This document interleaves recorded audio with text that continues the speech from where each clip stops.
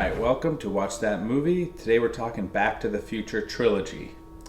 In order of my favorite Back to the Futures, as a kid, I really liked number 3 the best. I think because I was into Westerns as a kid.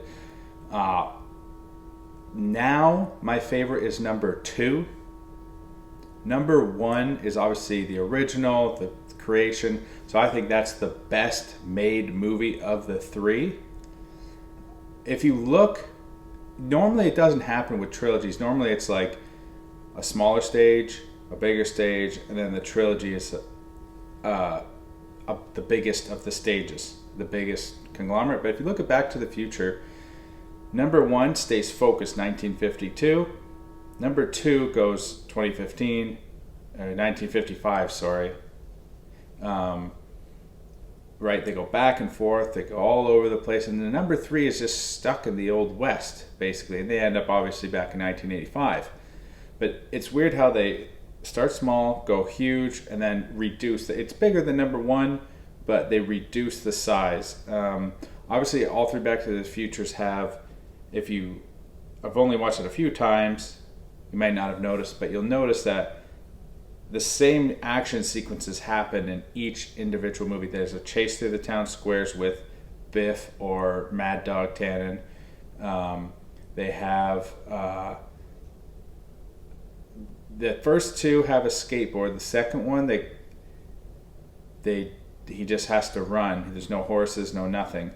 They obviously have him meet like old family members in each one, where they either meets his older self and his older parents, his younger parents, or his great-great-grandparents, Seamus McFly. Back to the Future 1, it could have been a standalone movie at the time, but I think if they had not made number 2 and number 3, that it wouldn't have what it has behind it now. Like, Back to the Future fans are nuts. Like, people still love Back to the Future. They, talk about it all the time. It's big at every Comic-Con that there's a actor or a theme booth for Back to the Future. There's still merch, toys, everything for Back to the Future. I think had Michael J. Fox not gotten Parkinson's, I believe somewhere in the 90s or the 2000s, they would have made a part 4 or a reboot. I know they've said as long as Robert Zemeckis and Bob Gale are alive, they will not redo or reboot Back to the Future. I know hardcore fans don't want to see that either. They want to see it as is. I believe they could do. They wouldn't be a part 4. It would have to be some sort of reboot, or it's hard to say because you need it to be its own, either its own story, or you could have Michael J. Fox come back as himself and have his son or something. I know his son's supposed to look exactly like him, but people can accept that's out. I honestly wouldn't mind it too bad. I think it would be better to do a limited series than a movie, because the movie people would be expecting too much in a matter of 2 hours. They'd be like, oh, well, he didn't have the same charm, wasn't able to do this, wasn't able to do that, didn't travel enough, didn't see enough. The story, so a show in modern filmmaking would be able to spread it out into a great series. As time's progressed, the who could play the Marty McFly role has changed. In the 2000s, I would say it could have either been Shia LaBeouf, Zac Efron, and then modern times I'm thinking more Tom Holland. I can't think of anyone else out there right now who would be Marty McFly's character. I also think for Doc Brown's part, you could have Robert Downey Jr. Remember, there was a very popular deepfake video. You could have Robert Downey Jr., because we already know those two got chemistry on screen. I always thought John Malkovich would be a great counter as Doc. You could have. I saw a recent one where Jim Carrey is Doc. I think it would work, but Jim Carrey would have to be less animated. But I think it could work if they play the Marty McFly role right. It's all going to be about on-screen chemistry. Lorraine Baines could be played by a dozen young actresses. Marty's girlfriend could be anyone. If you chose Tom Holland, you could just throw Zendaya in there, make it easy. Biff, I don't know who would play Biff. You have to get someone young but tough. That's a hard character to cast. I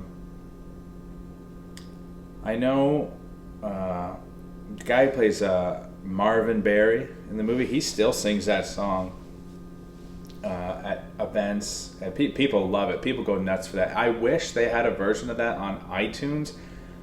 I don't know why they never have. Like, you can't, you can search the YouTube video for it, but that version is the one everyone loves and knows so well. I know at the high school where the dance took place, they do a Back to the Future dance there. I think every year, but they did one last year, 100%. I saw that. What was I gonna say?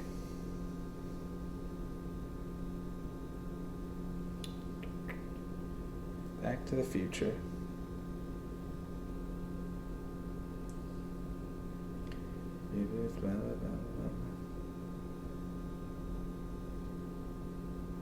Oh yeah, if they were to do a reboot, we all know most likely they would want to use a Tesla as the time machine.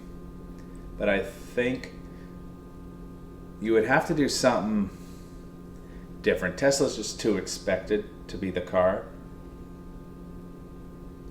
But replacing the DeLorean's so iconic. I want to know if while they made Back to the Future, if they knew the name, the flux capacitor and the DeLorean time machine and Doc Brown, if the names they chose were going to be so iconic as they are, because that's part of it. Everything you see, movies, businesses, everything comes down to the name, right? If the guy's name wasn't Marty McFly and it was Steve Smith, we'd be like, oh yeah, Steve Smith in the time machine, get out of here. But I think overall, limited series. I don't want everything to be a limited series nowadays, but I just think if you're going to reboot something, you better do it in a series, because you're not going to capture the original emotion in a movie now from a series that people love. It's kind of like American Pie. American Reunion, I personally liked it. And that was before all these, that was 2013 or 14, maybe even 2012. I can't even remember the exact year, but that movie, I liked it personally. But to capture emotion, you're trying to fit in the old jokes so much that you kind of lose screen time for the new emotion of the whole movie.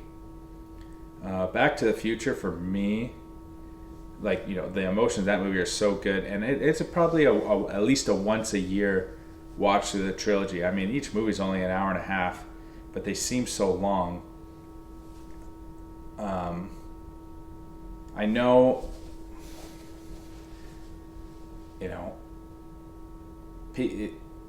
every year there's stuff going on around November for Back to the Future, but I just think it could take time. You kind of want people to forget about it. I even know people now that have never seen it. I don't know. I just, as a kid, it was a movie everyone had seen and loved.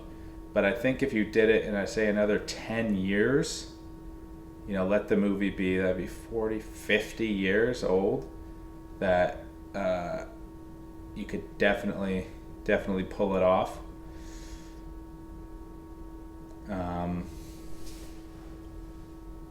Back to the Future 2, my favorite scene in each Back to the Future, in season 1, a scene that I wish lasts longer was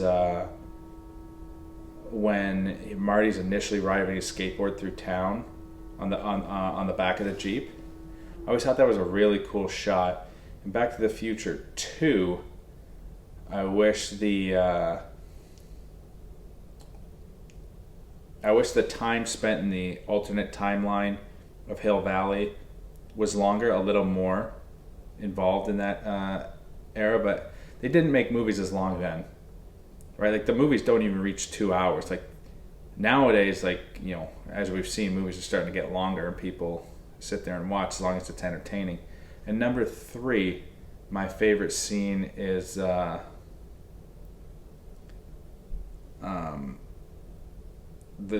ending train scene. I just want it longer to have more and more and more of it. But I always thought the train scene was so cool. I think they could have done some more. Funny about that scene. So when Doc comes back to present time and Marty sees him, you see Doc's kid. If you watch Doc's kid. He goes like this on the train. He moves his hand like this because he's telling the cameraman to come towards the shot. I always thought that was pretty cool. I never noticed it until I watched that. But there's a lot of, like, even the movie covers is like 1, 2, and 3 characters. They do a lot of differences and similarities between the movies. It's the more you watch it, the more you actually catch. And one thing I think is lacking with Back to the Future is on the outside version, the merch.